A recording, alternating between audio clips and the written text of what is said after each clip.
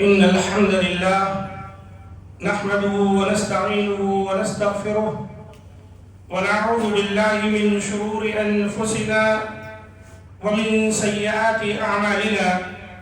من يهده الله فلا مضل له ومن يضلل فلا هادي له، وأشهد أن لا إله إلا الله وحده لا شريك له، وأشهد أن محمدا عبده ورسوله. يا أيها الذين آمنوا اتقوا الله حق تقاته ولا تموتن إلا وأنتم مسلمون. يا أيها الناس اتقوا ربكم الذي خلقكم من نفس واحدة وخلق منها زوجها وبث منهما رجالا كثيرا ونساء، واتقوا الله الذي تساءلون به والأرحام إن الله كان عليكم رقيبا. يا أيها الذين آمنوا اتقوا الله وقولوا قولا سديدا يصلح لكم أعمالكم ويغفر لكم ذنوبكم، ومن يطع الله ورسوله فقد فاز فوزا عظيما. أما بعد، فإن خير الحديث كتاب الله، وخير الهدي هدي محمد صلى الله عليه وسلم، وشر الأمور محدثاتها، وكل محدثة بدعة، وكل بدعة ضلالة، وكل ضلالة في النار. قال الله تبارك وتعالى في القرآن المجيد والفرقان الحميد: فأعوذ بالله السميع العليم من الشيطان الرجيم من همزه ونفخه ونفثه. بسم الله الرحمن الرحيم. من يطع الرسول فقد أطاع الله، ومن تولى فما أرسلناك عليهم حفيظا. وقال تعالى في مقام آخر: وما كان لمؤمن ولا مؤمنة إذا قضى الله ورسوله أمرا أن يكون لهم الخيرة من أمرهم، ومن يعص الله ورسوله فقد ضل ضلالا مبينا.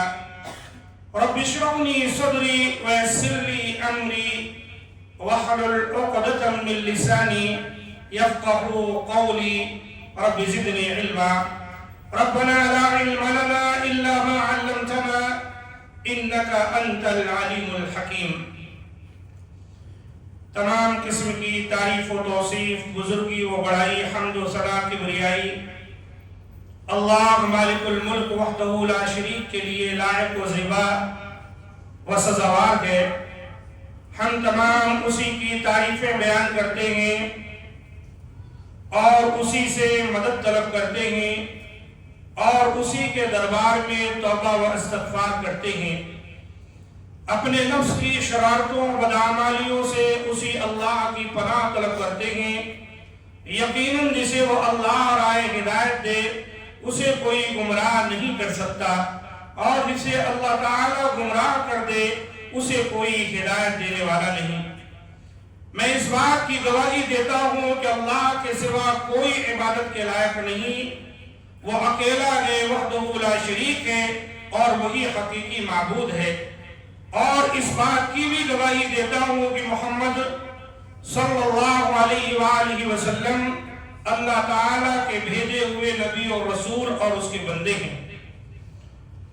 نبی معظم صلی اللہ علیہ وآلہ وسلم کی عادت مبارکہ تھی کہ اپنے تمام خطبوں میں یہ بات ضرور ارشاد فرمایا کرتے تھے: فَإِنَّ خَيْرَ الْحَدِيثِ كِتَابُ اللَّهِ، جس کا معنی ہے کہ سب سے بہترین بات اگر اس روئے زمین پر کوئی ہے تو اللہ کا کلام ہے، اللہ کی بات ہے، قرآن مجید ہے.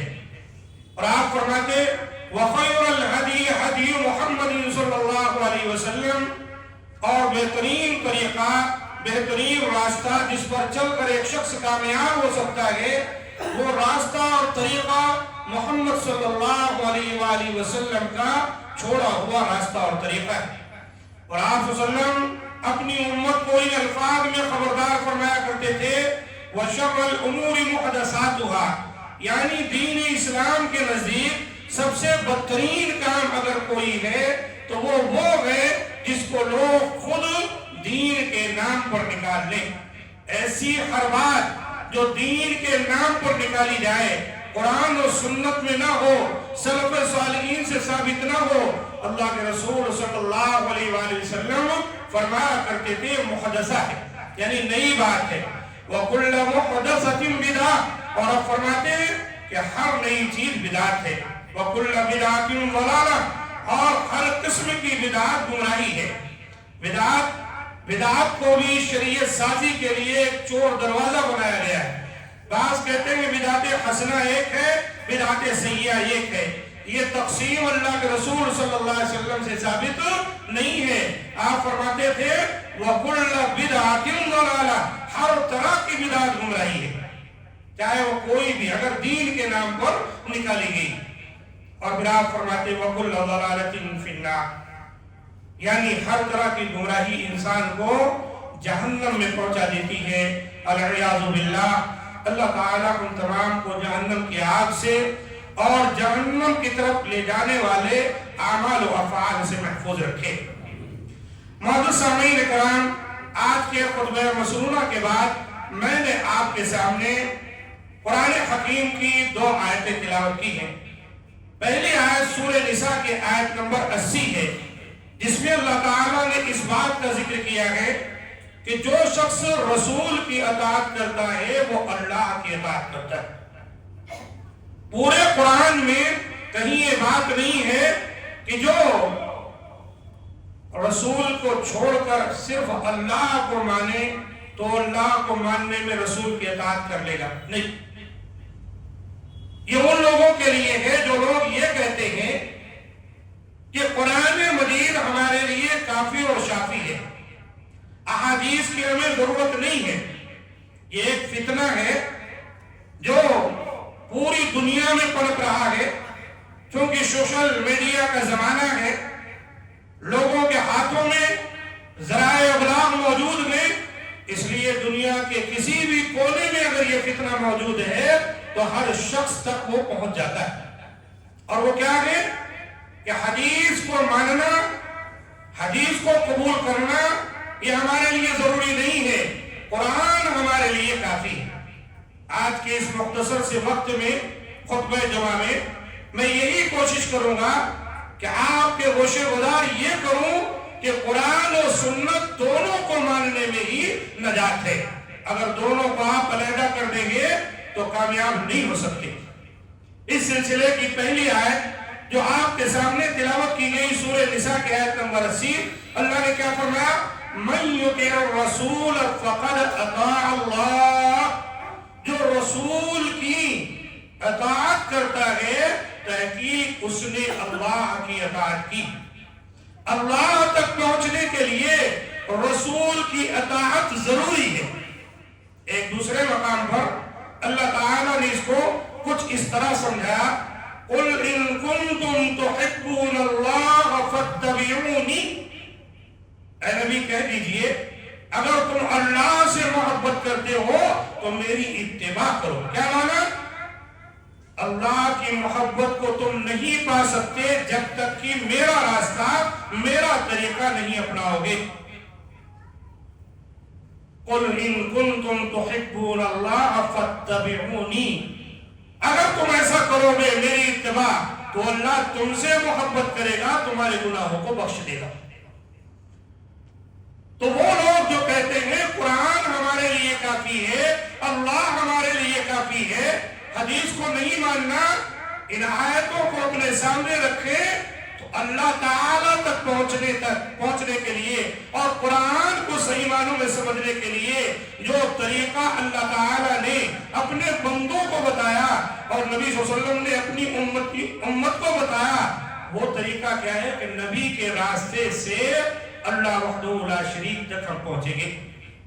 نبی کی اطاعت سے اللہ تعالیٰ کی اطاعت پکی ہوگی. اور پھر آگے اللہ نے فرمایا وَمَن تَوَلَّا فَمَا أَرْسَلْنَاكَ عَلَيْهِمْ حَفِيظًا، اے نبی اگر کوئی منہ پھیر لیتا ہے، آپ کی بات کو تسلیم نہیں کرتا ہے، آپ کی بات نہیں کرتا ہے، منمانی زندگی جینا چاہتا ہے، تو اس کو خبردار کر دے کہ ہم نے آپ کو اس پر کوئی داروغہ نہیں بنایا ہے، نگہبان نہیں بنایا ہے، آپ کا کام ہے حق بات اس تک پہنچا دینا۔ ہمارا اور آپ کا بھی کام ہے، کوئی گمراہ ہے اس گمراہ تک حق بات پہنچا دیں، وہ مانے نہ مانے اس کی مرضی۔ وَمَا عَلَيْنَا إِلَّا الْبَلَاغُ الْمُبِينُ، واضح طور پر تبلیغ کر دینا، حق کو واضح کر دینا، بتا دینا، یہ ہماری ذمہ داری ہے۔ ماننا نہ ماننا اس کا کام ہے، ہدایت پانا نہ پانا وہ اللہ تعالیٰ کی مرضی۔ اللہ جب چاہے گا تو ہدایت پائے گا، اللہ نہیں چاہے گا تو ہدایت نہیں پا سکتا۔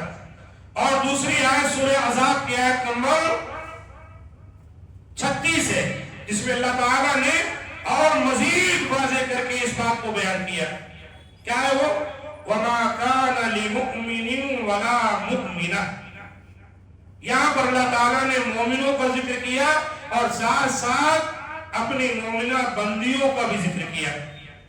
یعنی کوئی مومن مرد اور کوئی مومنہ عورت جب تک مومن نہیں ہو سکتے، مومنہ نہیں ہو سکتے، اِذَا قَضَى اللَّهُ وَرَسُولُهُ أَمْرًا، جب اللہ اور اس کے رسول کوئی فیصلہ کر دے، أَن يَكُونَ لَهُمُ الْخِيَرَةُ مِنْ أَمْرِهِمْ، جب اللہ رسول کا فرمان آ گیا، اللہ رسول کی ہدایت آ گئی، اللہ رسول کی بات آ گئی، تب کوئی مومن اور مومنہ عورت دونوں کے لیے اس کی اجازت نہیں کہ اب وہ اپنے نفس کی کوئی بات رکھ سکے، اپنے خواہش کے مطابق وہ زندگی دیے۔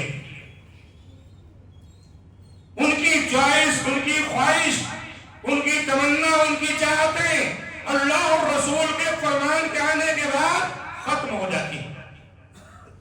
اور اگر وہ اللہ رسول کے فرامین کو سننے کے بعد، جاننے کے بعد اپنے مرضی کے مطابق کام کرتے ہیں تو یاد رکھے پھر وہ صحیح معنوں میں مومن نہیں رہ جاتے، مومنہ نہیں رہ جاتے۔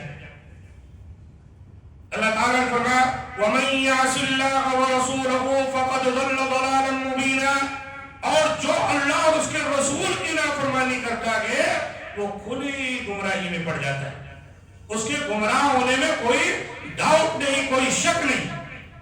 تو آپ دیکھیں ایک مومن بننے کے لیے، مومنہ بننے کے لیے اللہ تعالیٰ نے جو شرط بتائی وہ کیا؟ کہ اللہ اور اس کے رسول کا فیصلہ جب آ جائے تو پھر آپ کی اپنی مرضی، اپنی خواہش چلنے والی نہیں۔ اسے پتا چلا اللہ اور اس کے رسول کی اطاعت، اللہ اور اس کے رسول کی فرمانبرداری دونوں ضروری ہیں۔ اگر ان میں سے کسی ایک کو آپ علیحدہ کریں گے تو کبھی بھی کامیاب نہیں ہو سکتے۔ اشہد ان لا الہ الا اللہ واشہد ان محمد رسول اللہ، یہی معنی ہے کہ ایک اللہ کی وحدانیت کو تسلیم کریں گے، اللہ کی توحید کو مانیں گے، تمام قسم کی عبادات اسی کے لیے بجا لائیں گے، وہ رب حقیقی ہے اور اس کے پیارے پیارے نام ہیں، صفتیں ہیں، ان تمام کو اللہ واحد کے لیے تسلیم کریں گے۔ یہاں یہ چیزیں وہی ہے کہ محمد الرسول اللہ، محمد اللہ کے رسول، کیا معنی ہے اس کا؟ محمد صلی اللہ علیہ وسلم خالی ایک شخصیت نہیں ہے، رسول اللہ وہ اللہ کے رسول ہیں۔ اس لیے یہاں کیا کہا گیا؟ وَمَن يُطِعِ الرَّسُولَ، جو رسول کی اطاعت کرتا ہے وہ اللہ کی اطاعت کر لیتا ہے۔ تو یہ جو شوشہ چھوڑا جاتا ہے اہل قرآن، کہ ایک معنوں میں منکرین حدیث کہہ لیجئے کہ ہمارے لیے تو قرآن کافی ہے، حدیث کا انکار کرتے ہیں۔ کبھی یوں کہتے ہیں کہ یہ حدیث قرآن سے ٹکرا رہی ہے، لہذا قرآن سے جو چیز ٹکرائے گی وہ ریجیکٹ کر دی جائے گی، وہ حدیث نہیں ہو سکتی۔ محدثین نے حدیث کو سمجھنے کے لیے احادیث کے علوم و فنون کو بتایا، ذکر کیا، کہیں انہوں نے اس کا ذکر نہیں کیا کہ کوئی حدیث قرآن سے ٹکرا رہی ہے۔ ایسا ہوتا ہی نہیں کہ اللہ کے رسول کا ارشاد ہو اور قرآن سے ٹکرا جائے۔ قرآن جن پر نازل ہوا ہے انہوں نے قرآن کی جو تشریح کی ہے اسی کا نام تو حدیث ہے، تو پھر وہ ٹکرائے گی کیسے؟ تو کیا یوں نہیں ہو سکتا کہ بیان کرنے والے کی سمجھ میں بات نہ آ رہی ہے، وہ قرآن کو صحیح معنوں میں نہ سمجھ رہا ہو یا حدیث کو صحیح معنوں میں نہ سمجھ رہا ہو، اس کی کوتاہی علم جو ہے وہ دراصل اس کے اندر فرق نہیں کرنے پا رہا، ورنہ ایسا نہیں۔ تو اللہ تعالیٰ نے نبی صلی اللہ علیہ وآلہ وسلم کے ذریعے یہ باتیں بیان کی، اور اللہ کے رسول صلی اللہ علیہ وسلم نے اپنی امت کو اس کی خبر دی۔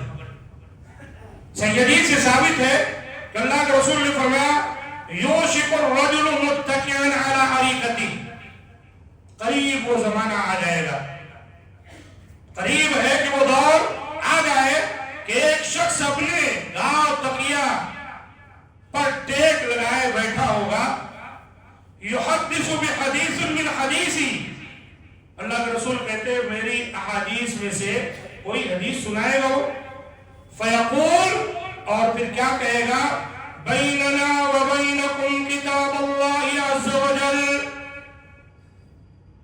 میری حدیث کا ذکر کر کے پھر اس کو ریجیکٹ کرتے ہوئے کہے گا ہمارے تمہارے درمیان اللہ عز وجل کی کتاب ہے، یہی کافی ہے، اور کسی چیز کی ضرورت نہیں ہے۔ فما وجدنا فیہ من حلال استحللناہ، لہذا اللہ کی کتاب میں جو ہم حلال پائیں گے انہی کو حلال سمجھ لیں گے، وما وجدنا فیہ من حرام حرمناہ، ہم جس کو حرام پائیں گے اس کو حرام سمجھ لیں گے۔ دیکھا آپ نے تکیہ گاؤں لگا کر بیٹھا ہے، محدثین نے شارحین نے بیان کیا اس کا معنی ہے کہ وہ بالکل آسودہ ہوگا، اس کو کھانے پینے کے لیے کوئی کمی نہیں ہوگی،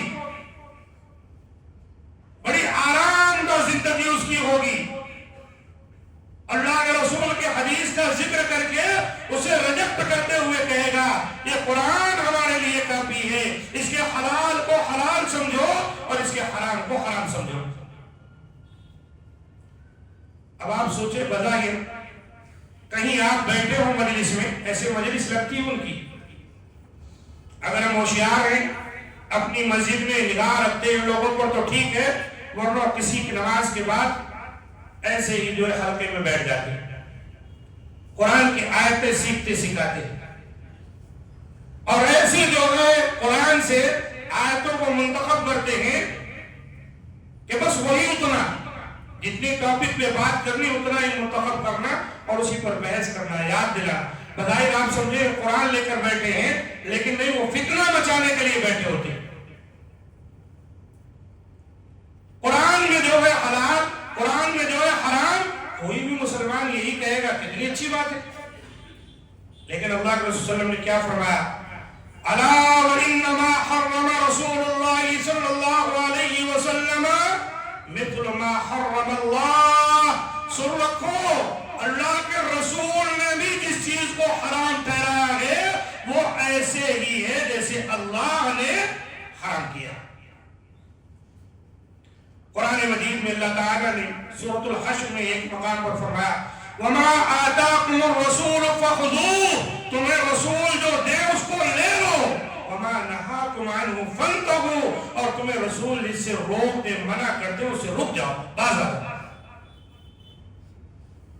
پتہ ہے چلا اللہ کے حکم سے نبی صلی اللہ علیہ وآلہ وسلم جو بات بیان کرتے ہیں وہ بھی شریعت کا ایک حصہ ہے۔ نبی صلی اللہ علیہ وسلم کوئی شریعت کی بات اپنی طرف سے نہیں رکھتے۔ وَمَا يَنْطِقُ عَنِ الْهَوَىٰ إِنْ هُوَ إِلَّا وَحْيٌ يُوحَىٰ، یہ نبی اپنے نفسانی خواہشات سے باتیں نہیں کرتا، بات وہ کرتا ہے جو اللہ کی جانب سے وحی کی جاتی ہے۔ اس لیے بہت ضروری ہے ہم اور آپ اس بات کو سمجھیں، اچھے لباس میں یا یہ ماڈرن زمانے کے لباس میں آ کر لوگوں کو سمجھاتے ہیں یہ حدیث صحیح نہیں ہے، یہ حدیثیں 300 سال کے بعد لکھی گئی ہیں، اللہ کے رسول سے ثابت نہیں ہیں، اور اس کے اندر اتنے راویان ہیں اور ان میں کئی جھوٹے ہیں، کیسے پتہ چلے گا؟ لہذا قرآن بالکل ثابت ہے۔ اور یہ بھول جاتے ہیں کہ جو صحیح احادیث ثابت ہیں، جس کی زبان سے یہ احادیث نکلی ہیں، اسی کی زبان سے قرآن مجید بھی ہم تک آیا۔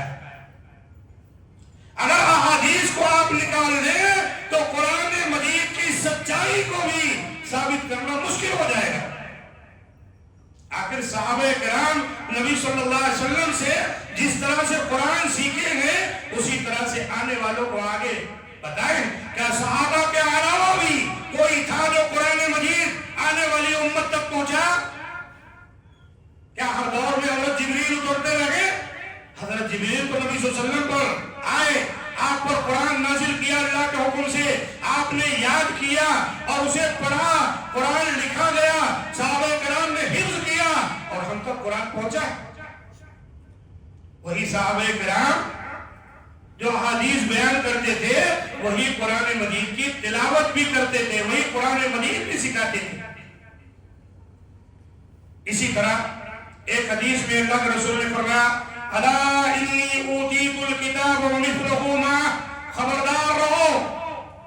آپ نے یہی بات بیان کی۔ ایک آدمی ایسے بیٹھے گا کرسی لگا کر، تکیہ گاہ لگا کر، اور کہے گا یہ قرآن ہے، جو اس میں حلال پاؤ اس کو حلال سمجھو، اور جو حرام ہے اس کو حرام سمجھو۔ تو اس وقت اللہ کے رسول نے کیا کہا تھا؟ الا انی اوتیت الکتاب، خبردار رہو اے لوگوں، میں کتاب دیا گیا ہوں، یعنی قرآن مجید، ومثلہ معہ، اور اسی کے مثل، اور یعنی قرآن جیسے مجھے دیا گیا اسی کے مثل، مانا کہ اسی کے مثل اللہ کے رسول کی احادیث۔ اس کو سمجھے آپ؟ قرآن میں جا بجا آپ پڑھیں گے وَأَقِیمُوا الصَّلَاةَ وَآتُوا الزَّکَاةَ، نماز قائم کرو، زکات دو۔ اب بتائیے نماز آپ کیسے پڑھیں گے؟ قرآن مجید کے اندر واضح طور پر 5 نمازوں کا ذکر بھی موجود نہیں۔ کتنی رکعتیں پڑھنی ہیں وہ تو الگ بات ہے، اشارے ہیں، ان کے کچھ اوقات کے اشارے ملتے، واضح نہیں۔ اللہ نے کہا وضو کرو نماز سے پہلے، وضو کیسے کریں گے؟ اللہ کے رسول نے وضو کر کے بتایا، سکھایا۔ حضرت جبریل آئے، نماز کی ٹائمنگ بتائے، اللہ کے رسول اس وقت یہ اس طرح نماز پڑھے۔ اللہ کے رسول نے وضو کیا، پھر نماز پڑھ کے آپ منبر پر کھڑے ہوئے، نماز پڑھ کے بتائے۔ سجدہ کی باری آئی تو آپ نیچے اترے، سجدہ کی اور کہا صلو کما رأیتمونی اصلی، نماز اس طرح پڑھو جیسے مجھے پڑھتے دیکھ رہے۔ قرآن میں تو نہیں ہے کہ جب آپ اللہ اکبر کہیں گے تو پھر ہاتھ چھوڑ دیں گے کہ باندھیں گے، پھر ثنا کے طور پر کیا پڑھیں گے، پھر سورہ فاتحہ پڑھیں گے، اس کے ساتھ لمبی سورہ پڑھیں گے، پھر رکوع کریں گے، رکوع سے سر اٹھا کر کیا پڑھیں گے، سجدے میں جائیں گے، التحیات، درود شریف۔ یہ تفسیر قرآن میں نہیں ہے۔ یہ تفسیر کس نے بتائی؟ اللہ کے رسول نے۔ زکات اللہ نے کہا دو، کیسے دیں گے؟ جانوروں میں، مویشیوں میں کیسے زکات کس طرح ادا کی جائے گی؟ سونے چاندی پر نصاب کیا ہے؟ جو ہمارے اجناس پیدا ہوتے ہیں، گیہوں، چاول، کھجور، منقع، ان میں زکات کیسے دی جائے گی؟ یہ تمام تفصیلات اللہ کے رسول نے بتائی۔ پتہ کیا چلا؟ جب اللہ کے رسول کی باتوں کو آپ ترک کر دیں گے تو آپ 2 رکعت نماز بھی نہیں پڑھ سکتے ہیں اور زکات بھی نہیں دے سکتے۔ اور ایسے لوگوں کو اس کی پرواہ نہیں کیا، نماز ہے بھی نہیں، یہ سمجھتے ہیں بس نماز یہ اٹھنے بیٹھنے کا نام نہیں، بس ایسے ذکر و اذکار کر لینا، سبحان اللہ الحمدللہ پڑھ لینا، یہی دعا و مناجات کی نماز ہے۔ وہ باقاعدہ اس کے قائل نہیں ہے کہ نماز بندگانہ اس طرح ادا کی جائے. وہ الگ بات ہے کہ لوگوں کے ساتھ کھڑے ہوتے ہیں پڑھ لیتے ہیں، لیکن یہ ان کے یہاں ان کی سمجھ کے مطابق یہ چیزیں نہیں. تو اللہ کے رسول صلی اللہ علیہ وآلہ وسلم نے اپنی امت کو پہلے سے خبردار کر دیا. اس لیے عزیز ساتھیوں، ہمیں چاہیے جہاں حق کو ہم سمجھتے ہیں اس کو اپناتے ہیں، وہاں باطل کیا ہے اس کو بھی جانیں تاکہ ہم اس کو چھوڑ سکیں، اس سے بچ سکیں. کبھی ایسا ہو سکتا ہے کوئی مسئلہ بیان کرنے والا کوئی مسئلہ بیان کرے، حدیث کا نام بھی لے، ساری باتیں بیان کرے، آپ کو اگر ذرا بھی ڈاؤٹ ہو، کچھ نیاپن محسوس ہو تو فوری اپنے عالم دین سے رجوع ہو جائیں اور اس بات کو سمجھ لیں، ورنہ کہیں ایسا نہ ہو کہ لا علم میں آپ گمراہ ہو جائیں. اللہ کے رسول صلی اللہ علیہ وآلہ وسلم نے اس سلسلے میں جو بات بیان کی جو اس لائق ہے کہ ہم سمجھے، وہ کیا کہ آپ نے فرمایا ترکت فیکم امرین یا شیئین، آپ نے کہا میں نے تمہارے درمیان دو چیزیں چھوڑی. یہ آخری حدیث ہے جو میں بیان کرنے جا رہا ہوں. یہ قول فیصل ہے، قول فیصل. اگر آپ خوب اچھی طرح سمجھیں، میں نے تمہارے درمیان دو چیزیں چھوڑی ہیں، لن تضلوا بعدہما، اگر تم ان دونوں کو مضبوطی کے ساتھ پکڑ لو گے تو ہرگز گمراہ نہیں ہو سکتے. ان دونوں کو پکڑے ہوئے ہیں تو کبھی بھی گمراہ نہیں ہو سکتے. کتاب اللہ و سنتی، ایک اللہ کی کتاب ہے اور ایک میری سنت. دیکھا اللہ کے رسول صلی اللہ علیہ وسلم نے ہدایت پر ڈٹے رہنے کے لیے، گمراہیوں سے بچنے کے لیے قرآن اور سنت دونوں کو مضبوطی کے ساتھ پکڑنے کا حکم دیا ہے. کہا اگر تم دونوں کو مضبوط پکڑے رہو گے تو کبھی بھی گمراہ نہیں ہو سکتے. اگر ان میں سے ایک کو بھی چھوڑ دو گے تو گمراہ ہو. اس لیے دوسری روایتوں میں اتنی حدیث ہے کہ اللہ کے رسول نے کہا تم دونوں اگر ان کو پکڑے رہو گے تو یہ دونوں تمہیں حوض کوثر پر لا کر چھوڑ دیں گے، میرے پاس حوض کوثر تک تمہیں پہنچا دیں گے قرآن و سنت کو جب پکڑے رہو. اس لیے عزیز ساتھیوں، اللہ کے رسول کی سنت کو معمولی نہ سمجھے. اللہ کے رسول کی سنت کی پیروی کے بغیر کوئی مسلمان ہو نہیں سکتا. تصور بھی نہیں کیا جا سکتا ہے. جا بجا قرآن مجید میں اللہ تعالیٰ نے اس بات کا ذکر کیا ہے کہ اطیعوا اللہ و اطیعوا الرسول، اللہ کی اطاعت کرو اور رسول کی اطاعت کرو. اور ایک مقام پر اللہ تعالیٰ نے فرمایا کہ وَلَا تُبْطِلُوا أَعْمَالَكُمْ. کیا معنی ہے؟ کہ اللہ رسول کی اطاعت سے ہٹ کر اپنے اعمال کو برباد نہ کرو. اللہ تعالیٰ سے دعا ہے کہ مولا کریم ہم تمام کو جو باتیں بیان کی گئیں اس کے مطابق زندگی گزارنے کی توفیق دے اور ہر طرح کے فتنوں سے اللہ تعالیٰ محفوظ رکھے اور مطیع رسول بنائے اور موحد بنائے اور صحابہ کرام کے طرز طریق پر چلنا نصیب فرمائے. ہر طرح کے گمراہیوں سے کجرمیوں سے اللہ تعالیٰ جميع مسلمانوں کو محفوظ رکھے. جہاں کہیں مسلمان رہتے بستے ہیں اللہ تعالیٰ سے دعا ہے کہ مولا کریم ان کے مال ان کے خون آبرو کی حفاظت فرمائے. جو پریشان حال ہے ان کی پریشانیوں کو دور فرمائے اور جو قرض میں مبتلا ہے اللہ تعالیٰ انہیں ادائیگی کی توفیق عطا فرمائے. اور اسی طریقے سے کتنے بیمار ہیں اللہ تعالیٰ انہیں شفاء کاملہ اور عاجلہ عطا فرمائے. ہماری دعاؤں کو قبول فرمائے کہ یقیناً وہی قبول کرنے والا ہے. سبحان ربک رب العزت عما یصفون وسلام علی المرسلین والحمد للہ.